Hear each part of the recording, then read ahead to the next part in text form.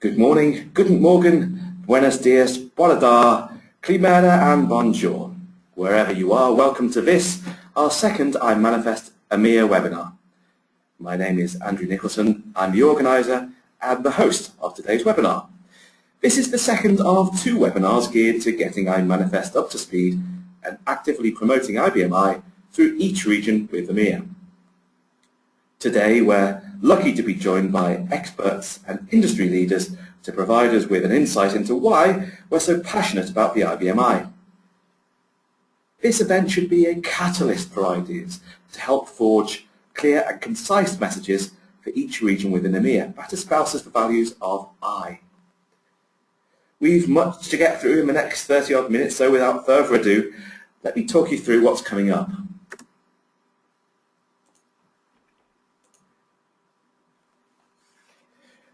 We've a full agenda, which will be kicked off today by my good self. And for those who don't know me, I'm a professional salesperson and marketeer.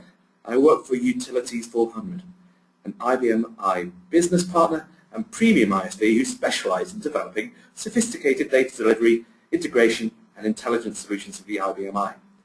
Hence my interest and involvement in this movement. With Ray Titcomb and Richard Field, I'm involved in the reboot of the iManifest movement in EMEA, and I'll provide you with a brief update on what we've been doing since our inaugural webinar in March. Next up is the vendor's perspective, and Infor are the world's largest supporter of IBM. They enjoy a turnover of over 2 billion and have over 15,000 customers on the worldwide. As such, it's fitting that today they'll provide their own unique perspective on why And we're privileged to have with us today Paul Field. And as General Manager for System I in EMEA, there's no better qualified person to provide their perspective. Paul will be taking us through the importance of I as a platform for today's economically competitive market. Following Paul, we'll pass over the pond to America, where we'll be joined by Trevor Perry. Amongst other things, Trevor is Chief Strategist for Angus Thinks, an IT consultant organisation. He is a popular speaker and consultant on modernisation and IT strategy around the globe, and occasionally at home in New York. His session on a united approach to IT and business strategies challenge traditional methods and lead companies as they move their IT organisations into the future. Trevor will then hand back to me and I'll provide some insight and ideas to help stimulate a catalyst for marketing manifest. We'll then close with a questions and answer session with all our panelists involved. Now at this time I'd like to bring to your attention the console which should be on the right of your screen. Within the console is a questions panel. Should you have any questions during the webinar, please add them within this panel and we'll answer them in the Q&A session before the close. So let's kick off by providing a brief summary on what's been done to date. And we've accomplished much in the last few weeks, but we see this as just the start. The real work starts post this webinar, and we'll need your support to complete this.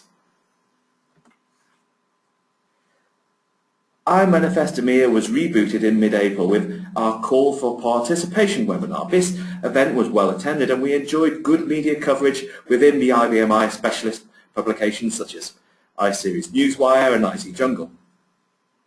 Dr. Frank Soltis, IT pioneer and father of the IBM joined us for our inaugural webinar and provided the keynote speech. We were also joined by iManifest stalwarts, Richard Field and our chairman, Ray Titcomb. Now, we posed some questions on direction for the group, and we'll have more on this later, and launched also our Facebook page. But the main focus of this event was to, well, simply call for participation. And we asked the community for sponsors and coordinators to collate and localize focused marketing messages and help spread the word to the uninitiated. It sounds like a missionary, doesn't it? The event was a success, and as a result, we started to put together a network of iManifest supporters. I'm now happy to announce that we have, well, in principle, coverage in Greece and Cyprus, the Middle East, plus Spain and Portugal. And many, many thanks to those who put their name forward to join the movement. Any time you have, how little or large it may be, it's very welcome and very much appreciated. But there are still plenty of regions that require representation. So if you believe you can participate and support the movement, please do not hesitate to contact me. My contact details will be provided in the follow-up email to this webinar. So that's marketing coordination, but there's more required than that. And Richard will head the partner coordination to support the sales and marketing process, so answer technical questions and provide a knowledge base. This will all be overseen by our chairman, Ray Titcombe, who will have the unenviable task of pulling this all together. So that's enough of what's been for a while, when we're all about moving forward. So let's look to the future and discover what's required from the perspective of Infor. At this point, I'd like to introduce you to Paul Field, General Manager of System I for Infor in EMEA. Paul, a very good morning to you. Good morning, Andrew. Good morning, everyone else. Let me just make you the presenter here. Thank you.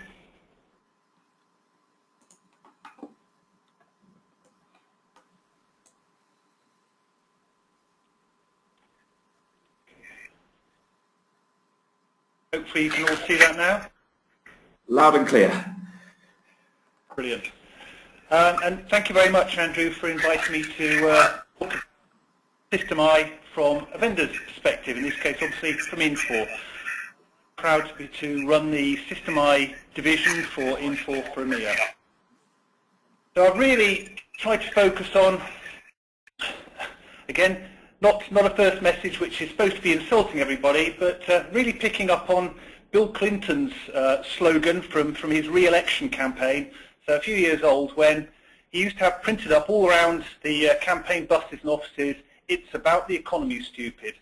And I'm not trying to say that System I is just about the economy, although that's clearly important, but actually what the slogan was about was trying to exhort his campaigners, his supporters, to focus on what was important.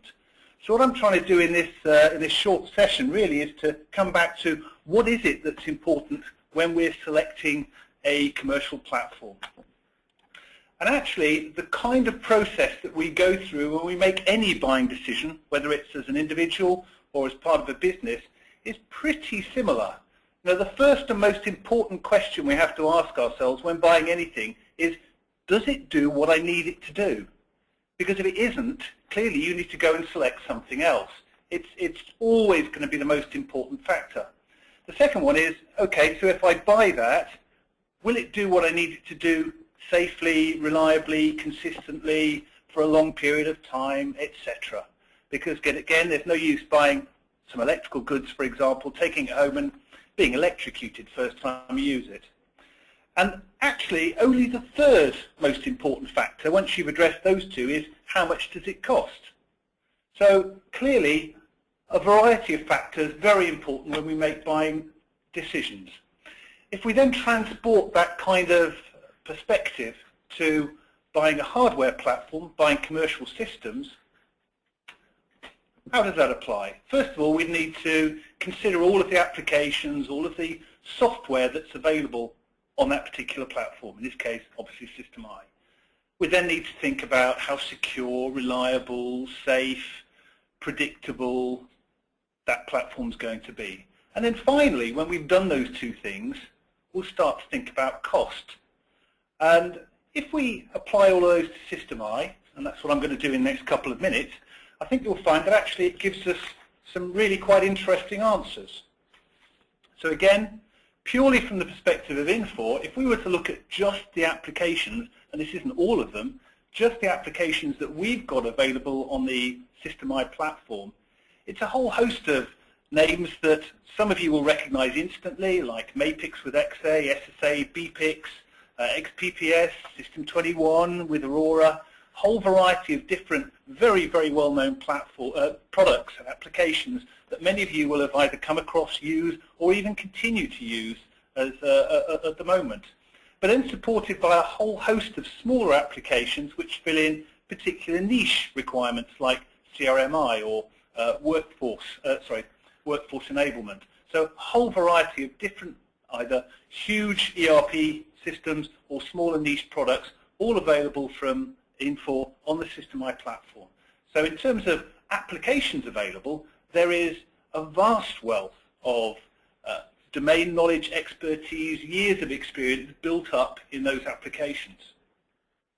If we then look at IBM from the perspective of security, reliability and performance, quite quickly you take a view, which is what Infor takes, that it's probably the best, sounds like a Carlsberg advert now, probably the best commercial systems application host in the world. As a platform, it's the most reliable, it runs with the least involvement from anybody else, it's consistent, it doesn't need rebooting, it's absolutely safe and secure from viruses, it's got built-in encryption, all of those features that you'd expect in the superlative system that you might buy as a notional buyer exist within the SystemI platform. Moving on to cost then. So we're secure in the knowledge that IBM can deliver all of the applications we want. We're now secure in the knowledge that it's safe, secure, reliable, consistent. We're obviously going to fall down on the cost of ownership. Well, actually, SystemI customers spend less than 1% of revenue on IT.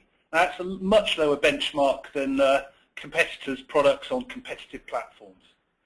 The process of moving from one version to the next, both in terms of the platform, the OS, and the applications residing on it, is very much about evolution rather than rip and replace. But then if we actually get down to the real numbers, surprisingly enough, SystemI is 40% lower total cost of ownership than Unix, and even 41% lower than Windows. So this was an independent report issued last year. So now actually, if we're looking at SystemI on all three of those buying criteria, it's looking pretty good. Again, one of the perspectives and challenges leveled at SystemI is that it's an old-fashioned hardware platform. But actually, if you look at the reality of the future for i-based apps, it's quite clear. There is a significant initiative with IBM and a whole host of different application providers for SystemI to provide integrated cloud computing for all of our customers if they choose to go down that road. Similarly, as a consequence of that, we're involved in much tighter packaging of the complete solution, such that the apps, the different apps and the hardware work in the most efficient, effective and fast fashion. And to that end, we're also bundling in a variety of services, either direct, migration, implementation or add-on value services to create the most complete and future-proof offering that's available on the market. In terms specifically then of how that affects Infor with IBM, we've produced the Infor manufacturing solution. So a cloud-based solution, which we announced very recently, which pulls together all of those different elements that make for a successful and ongoing implementation. So it's cloud-based, it's a fast implementation, pre-packaged, it's pre-tested applications with the hardware, with the integration required for other applications. It's optimized for the platform that it needs to sit on. It includes bundled and integrated applications, premium support levels, and then some optional services like disaster recovery and migration services if they're appropriate. So very much a complete solution that will take new customers, and that's very much a focus for us as well as our existing customers, take existing customers and new customers into the future. So in summary then, again I should be fully qualified to talk about this as I went to University of Newcastle, a very, very loyal customer base, more so than any other platform. There's also a significant investment in that platform that we wish to protect. Again, our customers, Infor, have all put a very considerable investment in that platform. Time, resources, expertise, domain knowledge, industry knowledge, all of which are available to customers who continue or adopt SystemI for the first time. It's also on a platform which incorporates all of the other pieces potentially of technology it needs. You can sit with a System I blade incorporated with another blade for Intel or Unix, all in the same box. So again, very readily interoperates with other technology, and of course at an application level, it's very, very much superior to which you'll see available. In short, EMEA is a superb commercial systems. And oddly enough, we're bucking the trend elsewhere around user communities, whereby the Infor user community, again using techniques and modern capabilities like online user communities, is actually growing. So, despite what you might expect, any perspectives parties might have about System I, actually there's a very healthy community. If you compare any of those applications I mentioned in terms of depth of functionality, the breadth of experience that what compared to any of those other applications available today, way superior. So in short, we remember what is important. So if we take that original exhortation about it's about the economy to mean focus on what's important, then clearly on any criteria that we can look at, IBM and the applications available on it have to be a serious contender to provide business solutions to business issues. So perhaps it really is all about the economy as well. That's it from me. Obviously, hope to take some questions later on. I'm going to pass back over now to Andrew, and I hope you enjoy the rest of the webinar. Thank you very much, Paul, for that very insightful and concise view on YI. And it's terrific to be able to see a perspective from Infor too. So my thanks to Paul. A couple of notes coming through, but there is some feedback coming through on my microphone. I must apologise, but I have some builders who decided to turn up on the building opposite us and start chipping away at bricks, which is rather appropriate. But let's kick on. And I'd like to introduce Trevor Perry, who's the Chief Strategist of Angus Thinks. Trevor joins us from El Salvador, so it must be about, well, almost 3 a.m. now. A start to a normal working day for you then, Trevor. And welcome to iManifest.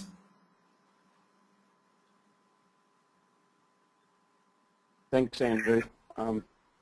Let me make you the presenter, Trevor. Excellent.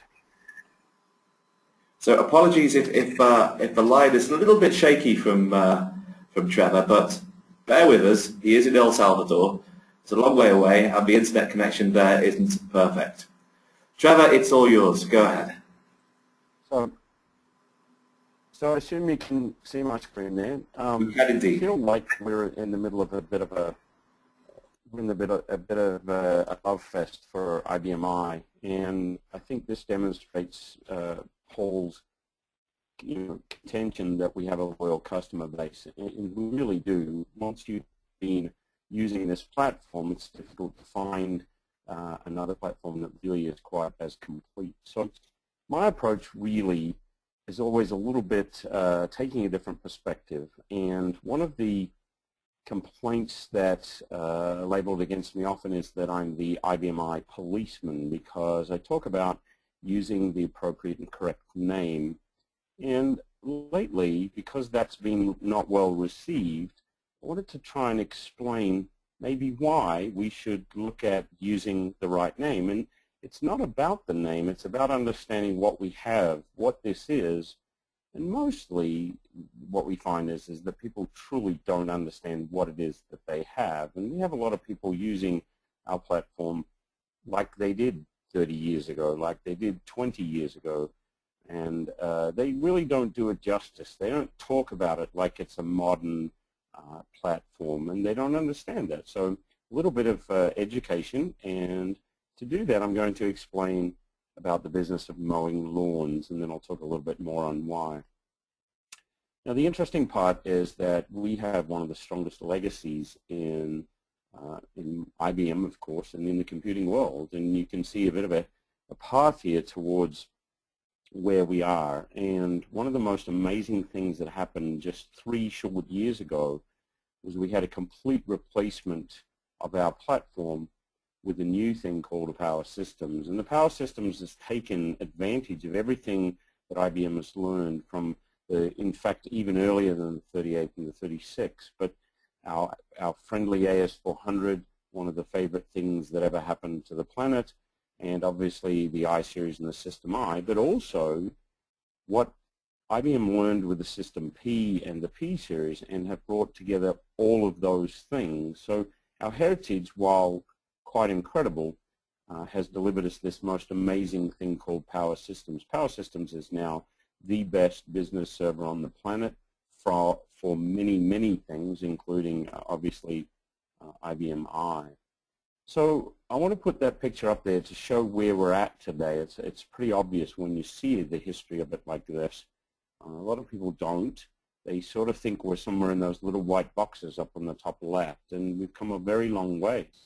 Now, how do we make that understandable in a very simple analogy? And that's the business of mowing lawns. Today, we have a bigger lawn than we've ever had, and we need better materials. We started with a little shack, and we started with a very small yard, and we would use a hand lawnmower. And from there, we decided that as our business grew, we had best get some help. So we motorized our hand lawnmower, and we were able to do more work, and that could be an AS400. From there, we decided, well, we've got more business and we needed to upgrade, so we started driving our mower around, and that was also better for us and better business. And obviously, you need a bigger tractor. We eventually got the System I. But recently, what happened was IBM, the John Deere of business computing, has decided that we really have such big fields now to plow and to mow, that what we really needed was a tractor. So they gave us this huge, huge thing called a Power Systems. Well, unto itself, a power system cannot mow lawns. So what we needed to do was get an attachment that would mow for us. And that is our operating system called IBM I. And together, if we were to run IBM I on Power, not only would we be able to mow lawns, but we would also be able to add other attachments. We would be able to have them all working together. In this case, we can not only mow lawns, but we can also bale and so on. So we've now got this most amazing thing that has nothing at all, if you look very, very closely, back to the motorized hand mower. And this is what we have today. And when people call it by a previous name, the potential advocates who are against you using IBM I on Power Systems will tell you that it's just a simple hand-push lawnmower by using words like AS400 or I series or System I. So part of the understanding of what the platform is what's really happened here. And if you have a look at our past in this heritage, we've had Power Systems for 2008. And Power Systems were not just a renaming, not just a rebranding. This was actually the best of everything. If you look at the very top, you see the 38 and the 36 in 1988, which is really quite a long time ago now, 23 years, became the AS400. And we thought that was the biggest thing since sliced bread and was the most lauded thing that happened in our industry. And just recently in 2008, we had something even bigger. The System I and System P became Power Systems, and we could run on those Power Systems the IBM I. A lot of people don't quite understand that. They still consider this to be something where you can code in legacy and so on. And we'll talk about that. So Power Systems, which is running Power 7 chips, the best business platform on the planet. In fact, probably a little bit higher on the planet. I understand they've moved up to the space station. Can also run AIX and Linux, and that's good for IBM I. In our business, while we primarily run IBM I, we are going to have other platforms inside of our IT organization, and AIX and Linux being able to integrate tightly on this Power Systems platform is really quite amazing. And we've never really had that ability before. Back in 2006, we were able to install Linux, and while that was a lot of fun, it wasn't quite as integrated and couldn't share the resources as well. So today we have a lot more virtualization of resources, and Power Systems running things like Power VM allow us to be very, very strong at IBM I, the core of our business. And I like that logo more than anything else because it says for business. But business is not all that Power does. Power also runs Watson. And for those people who may not have got the news from America, Watson, a rack of 900-something CPUs running Power 7 CPUs, actually beat out the World Jeopardy champions on a television show. And it was a quiz show. It was quite an amazing feat. And I encourage you to go search for that, look at that. But IBM Watson, one of the most amazing things that's happened on the planet in a very long time in the world of computing, runs on the same platform that we run our IBM I business on. So we have a sibling that is pretty smart, and his his genes run deep, and our IBM I is also very, very strong. So IBM I, we have always talked about the I being integrated, one of the huge advantages, and we can talk for days on this. In fact, at Common Europe in Milan coming up, I'm actually going to talk a lot more about this. If you look at the parts that are described on this page, and I were to buy some other competing system, that I could buy an operating system on its own, I would probably have to buy a file system and a relational database from somebody else.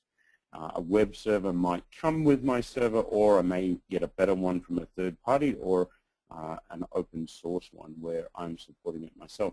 Security is rarely built in, and to add security to applications, I would have to go buy that instead of it actually being part of what I've got. The fact that IBM I has been virus-free for such a long time is simply because these things are built into the operating system. We don't have this breadth and depth of applications being able to use everything here without us buying extra applications, extra operational utilities, and so on. We really are very, very lucky and very fortunate that we have such an integrated IBM I operating system. Now, the design for business is something that we talk about a lot, but the goal here is that IBM I has been designed from the beginning to run business. That's its job. It wasn't designed as a desktop operating system that managed to creep out into the market and somebody ran a mailing system on it. It wasn't designed to be open source and so that it could actually just spread like wildfire and be cheap and free and fill in the holes. It was actually built to think about how business works and to provide the better support for business and so on. Now, the four words here, stability, simplicity, security, and scalability, it's nice alliteration, but these are truly words that just blow the competition out of the water. And when you talk about IBM I, when you're bragging about IBM I, these things are not available in other platforms in quite the same package that we have on IBM I.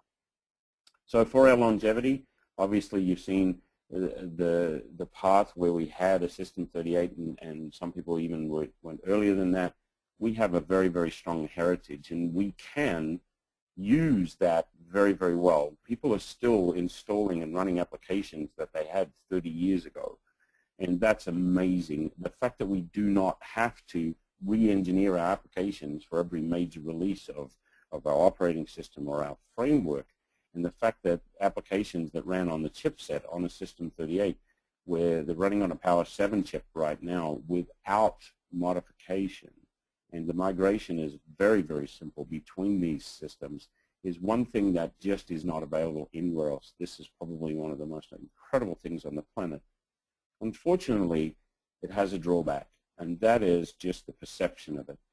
The people who might be against what we do and against IBM I would like to label that it really is an outdated and old system. And unfortunately, some of us, too, really like to mow our lawns using some combination of mixed up code, 30-year-old legacy applications, and really don't take advantage of that tractor that we have available to us, that Power 7 server that allows us to run our IBM I very, very, very well. So cost of acquisition ownership, was referred to a little bit earlier, and I want to point you at Steve Will's blog. He writes for IBM Systems Magazine. There's the URL there. You can find it fairly easily. Steve is the chief architect of IBMI and is quite the advocate for the platform, and he has shared some of these numbers with me. And if you go out to his blog, you'll find this particular number, which supports the information from Paul earlier. And you can see the averages for all installations. Not only are the acquisition costs cheaper, but the ongoing costs are also cheaper.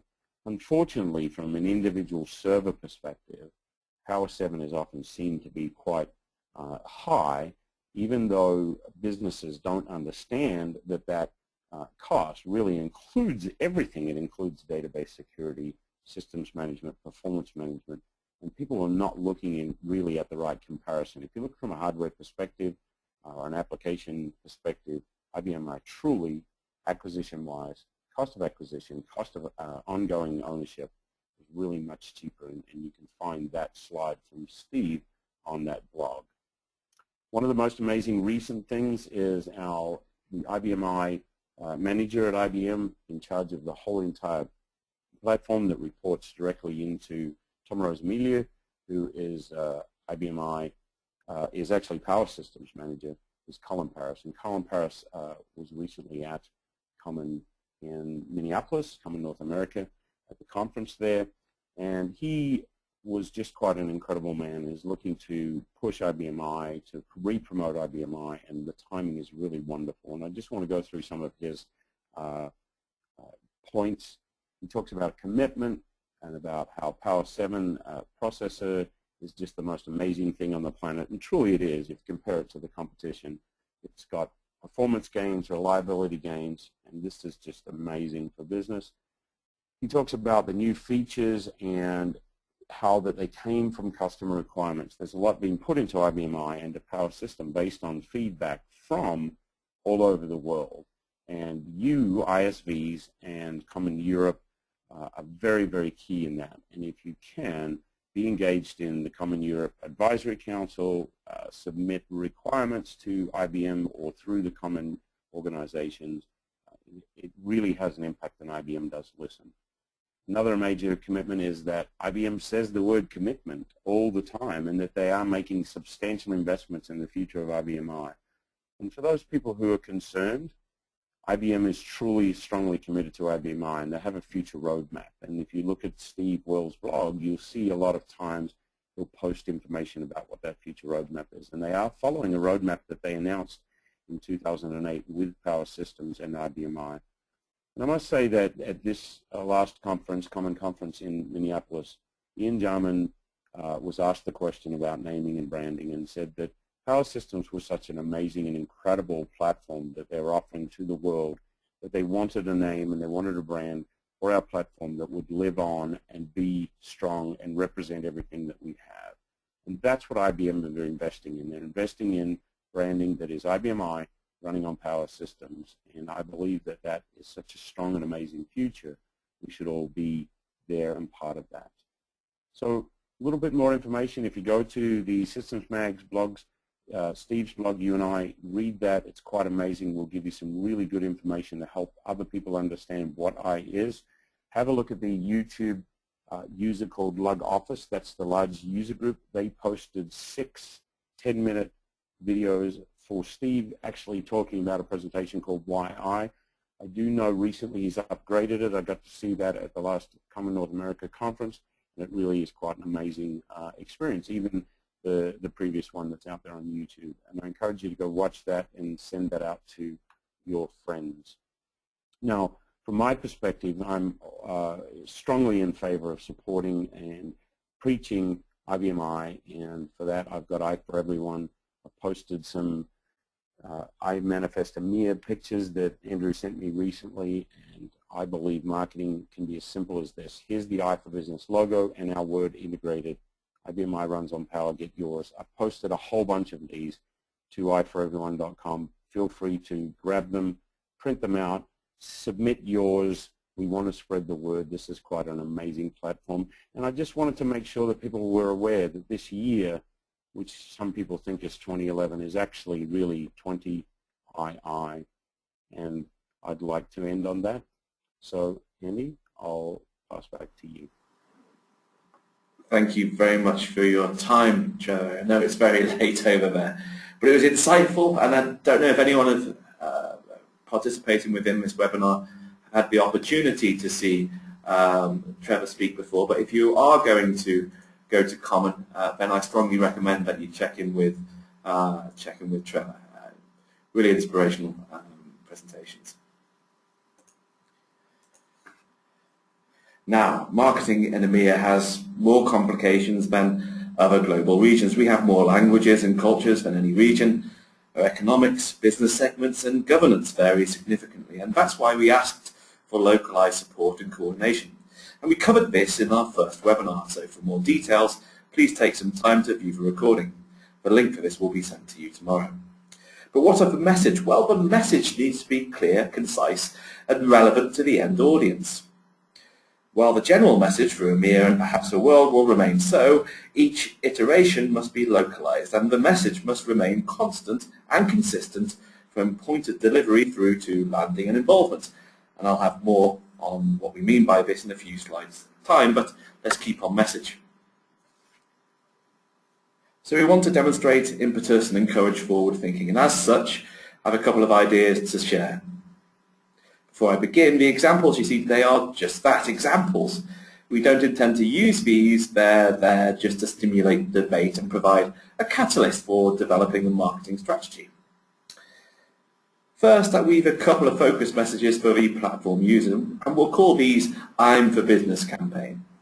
Let's take the SAP example. The idea here is that we post these adverts in relevant SAP publications or close by SAP articles on business performance in enterprise publications. The message takes a quote from a business leader using SAP on IBM with perhaps the tagline of learn the whole story. So the one sentence that you'd see there would not be the sentence that you actually see there. It would be perhaps a snippet from a case study or the like. So we'll have a click through to invite people to learn more on the solutions. Clearly these need refining, and we need your story to build in appropriate case studies that include the details such as the unique selling propositions and return on investment. During the first webinar, we spoke about the 3 touch points: the CIO, the CEO, and the IT professional. Each had their own needs from a modern platform, and a message is required to address each. As a sample, I put together the following 3 adverts that simply address these key requirements. Now, don't get too excited. These are purely for example only and are to be used to encourage your own ideas and stimulate discussion in these areas. For these examples, I'm using perhaps traditional media. Perhaps these could be a full-page advert in appropriate media, or a poster in a restroom at relevant shows. The idea here is that we're not overloading the reader with information, a key differentiator to the normal type of IT advertising. And do you know how long the average reader spends reading an advert? On average, it's less than a second. We need to put across a bold and expressive message that differs from the competition in next to no time at all. In essence, we're baiting the hook and looking for a bite. The example we see here is a little more left field than the standard business campaigns that we're used to seeing in the IT media. We use someone preparing to administer Viagra with the tagline, "It's simple, uptime and performance mean everything." It's suggestive and a little bit edgy, and something that corporate probably wouldn't do, hence the differentiation of the message. Further reading explains that 60% of IT departments experience server dysfunction. This doesn't have to be you. Yes, we're using virility as the metaphor here. It's designed to raise interest. We're putting across a simple, concise, but meaningful message that should resonate with the reader and encourage them to learn more. As for placement, well, this type of advert will perhaps be placed in CIO.com or a poster at events such as CIO Summit. Again, this and the following are for example only and simply designed to start debate and act as a catalyst for ideas and creation. It's my belief that adverts should never be static and singular. We should run campaigns that are intermixed. So if you see an advert, there's a lead, a link that will land you to a microsite with additional details, media, white papers, case studies and the like. These messages should be prevalent to the original subject, in this particular case, uptime. Should the advert be posters for an event, the event guide, or posters in the restroom of the arena itself, then we should complement these with promotional material meaningful to the advert and subject matter. So in this example, as the advert was uptime and we were cheekily suggesting with the virility metaphor, then we hand out little blue triangular mints with a logo box. The simple idea here is that the message sticks in the subject's mind and they're more inclined to learn more. For the IT professional, we have a message that's different and more meaningful to them than that of the CIO. In this example, we're discussing the day-to-day struggles of IT resource and administration. It simply asks, wouldn't it be better if we didn't have to spend so much time administrating IT? And we all know that other platforms enjoy, well, let's just say greater interaction. Interaction that they could probably do without, and again, it's about formulating a quick, and in this case pithy, message that resonates with the audience. These adverts may be placed in server or professional IT publications, both, or in printed media. And following to my previous comments about non-static campaigns, if not online or in printed and at physical events, then this advert poster would probably be piggybacked by handouts that help reinforce the message. Again, using a little imagination, and hey presto, we've USB dummies, or pacifiers, for our American audience. The audience will not forget us. Finally, we have a tease advertisement for the CEO or CFO. Again, it's left wing, and we know that CEOs and CFOs are interested in bottom line, especially in these economically challenging times. This, like our other adverts, are teasers inviting the audience to learn more. As for supporting collateral for this particular example, well, I'm simply not adventurous with this one.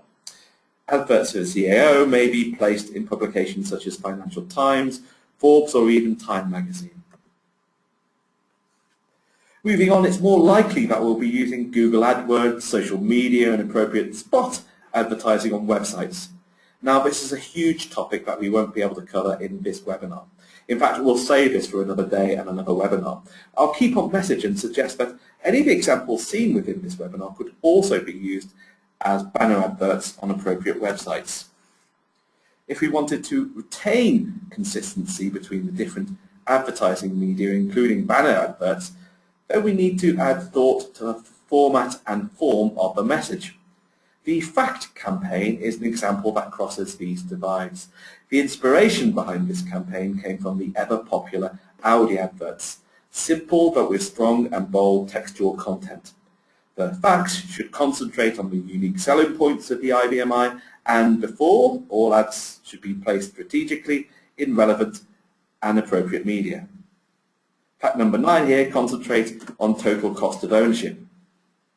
And we'll have similar message for fact number 11 with uptime and availability. So what happens to all these facts in between these numbers? Well, we want the audience to think that too and give them another reason to click through and learn more. So moving on, we jump to fact number 23 for security. So we're thinking, well, what's between 11 and 23? Well, visit us and find out more. And finally, fact 31 will introduce cloud computing. So what are your thoughts? Good idea, bad idea, or do you have your own thoughts? Join the debate, and as I stated before, I'm not saying that we should use any of these adverts. They're simply examples to be a catalyst for discussion and action. We have a sample of these adverts on our Facebook page and on Trevor's page also, which he advertised earlier. Please go and check them out yourselves. So we're out of time. But before I bring back Paul and Trevor, I'd like to bring your attention to our next webinar, Singing from the Same Hymn Sheet.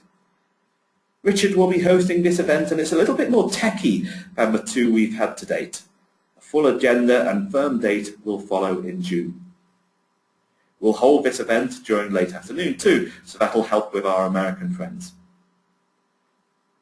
A link to register will be sent to you as soon as the details are ironed out.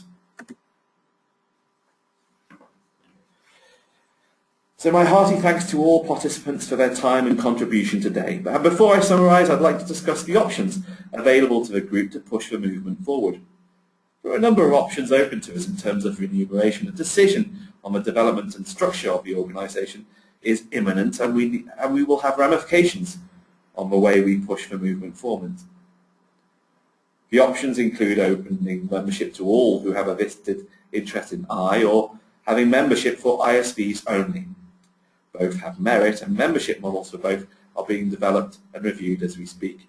We'll have news on our roadmap in due course, but this shouldn't discourage us from forging ahead in the meantime. So to summarise, iManifest EMEA will go forward to actively promote the iSeries community and product range.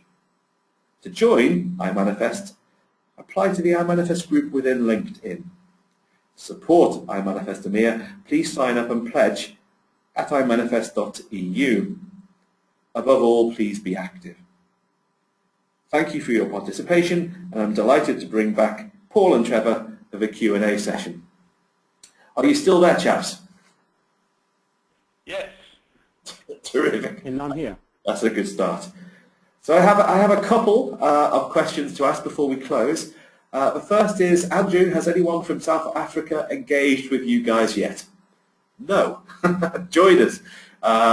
Please send me an email. My email address will be sent to you by email within 24 hours' time. But please, anyone from other regions within the EMEA, contact me if you want to participate. A message perhaps to either Paul or Trevor. How do you see the challenges to IBM from Microsoft? Microsoft taking market share perhaps? I'll let Trevor go first. I just heard a note from somebody yesterday that IBM is about to overtake Microsoft in terms of the size of their business. I don't believe that Microsoft have a challenge to IBM. I believe that it's very summary. It's the kind of thing where they can take away appliances, where they can make inroads into very small things. But there's one thing that Microsoft has struggled with is the ERP system, the core of what we have in IBM. I believe they've struggled with understanding business, and while they're getting there, if you notice the latest thing they're selling is they're selling, especially in the US, they're selling the cloud to consumers. And that's very, very telling to me. I believe that Microsoft wants to be owner of the cloud, and they want to represent that they own that. Well, since the cloud is such a nebulous thing, and behind the cloud we've been running IBM forever and ever, I think that Microsoft is not going to displace IBM in business in the ways that people really thought it would happen. Truly hasn't happened. I don't see it being strong enough, and they don't really have any business offerings that are ready to take over. If they play in the cloud, that's absolutely wonderful. The more that the cloud becomes part of our vernacular, part of our day-to-day world, the more we get to run our IBM for business in the background, supporting the efforts of the cloud. Terrific. Thank you. Thank you, Trevor. One more, but I'll direct to you, Paul. And it says, what about cloud computing? Should we push the marketing in this area? I think we almost have to. It's clearly going to be a major area of investment for application authors and vendors like ourselves, and also IBM. A lot of work has been taking place over the last year to make sure that we jointly are producing offers that are suitable for the cloud. I think there is a lag for what we're seeing for Europe in terms of cloud adoption and frankly eagerness to get up into the cloud. I think we've also got to understand how this affects customers who already have that investment in hardware, resources, etc. on-premise. So there's clearly going to be a transition period, and we've got to understand with our customers how that will work best for them. But I think undoubtedly, initially for niche areas where you're adding on additional areas of capability, that will be cloud-based, and for new business, that will also be a major thrust for us in terms of a cloud offering. Terrific. Thank you very much, Paul. And thank you to Paul and Trevor for engaging with us today, and thanks to everyone who participated too. Finally, how can we engage? Then please send me an email, and we'll happily allow you to join the movement. Thank you to you. Thanks for viewing us. We'll be back in July. In the meantime, please participate. We have a number of areas that we discussed in and around the marketing field. We want to formulate a solid and sound marketing strategy moving forward by the end of the summer, and your feedback and involvement there would be greatly appreciated. So it leaves me to say thank you again, and we look forward to seeing you in July, where Richard Field will be hosting the next webinar, Singing from the Same Hymn Sheet. Good morning to you all. Good evening, or very early morning to you, Trevor. Back to bed, and we'll see you again soon. Thank you. Bye-bye.